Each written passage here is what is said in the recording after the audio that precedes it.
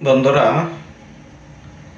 আজকে আমাদের পেজের মাধ্যমে আমরা যে মানবিক যে কাজগুলো করি, সর্বস্তরের অসহায় দরিদ্র যে ক্ষুধার্ত যে মানুষগুলা রাস্তায় থাকে, রাস্তায় ঘুমায়, যাদের মনে করেন আজকে বাড়ি নাই, ঘর নাই, থাকার কোনো জায়গা নেই, আজকে সেই মানুষগুলাকে আমাদের এই মানবতার পেজের মাধ্যমে আমরা তাদেরকে 2 বেলা 2 মুঠা খাবার আমরা প্রদান করে থাকি। আজকে ভাই আমরা কত টাকা, কত পয়সা, কতভাবে আমরা খরচ করে যাচ্ছি, ছেলের পিছনে, মেয়ের পিছনে, বন্ধুর পিছনে, আত্মীয় স্বজনের পিছনে।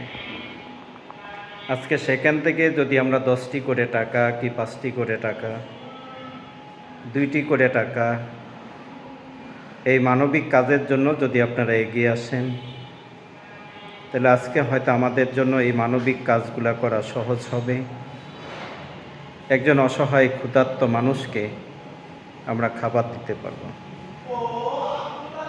যেহেতু রাসূল সাল্লাল্লাহু আলাইহি সাল্লাম তিনি বলেছেন যে আমার উম্মতেরা, যদি তোমরা একজন অসহায় ক্ষুধার্ত মানুষের যদি একটি লোকমা খাবারের ব্যবস্থা করতে পারো, অথবা একজন অসহায় ক্ষুধার্ত মানুষকে যদি একটি লোকমা খাবার খাওয়ানো যায়, তো রাসূল সাল্লাল্লাহু আলাইহি সাল্লাম তিনি বলেন যে কাল কিয়ামতের দিন আমি নিজ হাতে আমার উম্মতকে হাউজে কাউসারের পানি পান করাবো। সুবহানাল্লাহ।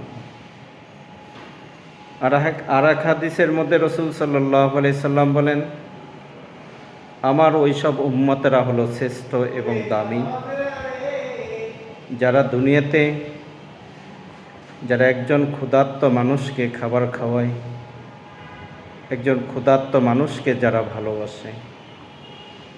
রাসূল বলেন যে আল্লাহ তাআলা বলে তার জন্য জান্নাতে রিজিকের ব্যবস্থা করবেন।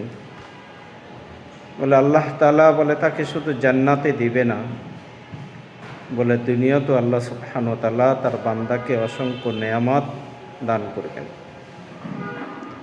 আজকে হয়তো আমরা অনেকে চিন্তা করি যে আমার বাড়ির পাশে আমার একজন আত্মীয় অথবা আমার একজন পাড়াপড়শি, সে অনেক ক্ষুধার্ত, সে অনেক কষ্ট পায়, সে খাবার পায় না।